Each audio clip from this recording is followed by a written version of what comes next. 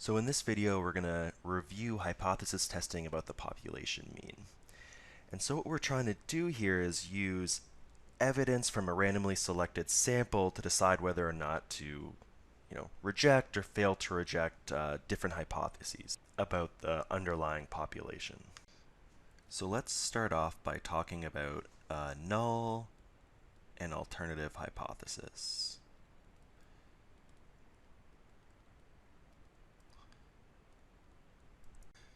So first, let's talk about the null hypothesis. So this is specifying the hypothesis to be tested.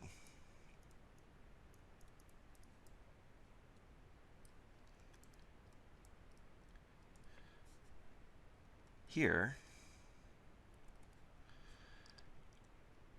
our null is that the population mean takes on some value. The population mean, so mu, for instance y, if it's a random variable y, takes on, supposed to be a k, takes on some specific value.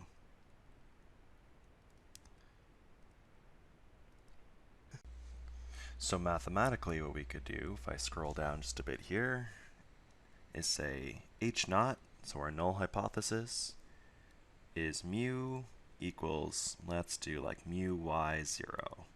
So this is the population mean. That's what our null, that's what our hypothesis testing is all about, the population. And this is just, some number or constant. For example, we could think, I have a null hypothesis that the mean age of the class is 20. So how I'd write that is HO, mu, I don't know, maybe you want age there, equals 20. Now the alternative hypothesis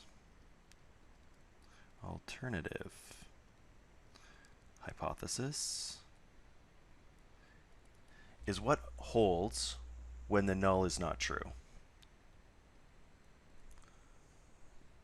Let's write it as the hypothesis that holds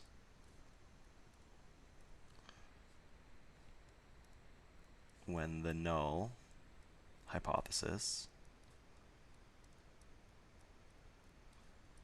is not true. And how we usually write this is h with the subscript a. And so here it'd be, mu y doesn't equal some constant or number. So in our example, our HA is that, the mu age, the mean age of the class does not equal 20. Now, as you've learned in classes before, we could also have, one-way tests where you're testing, whether it's greater or equal or less than.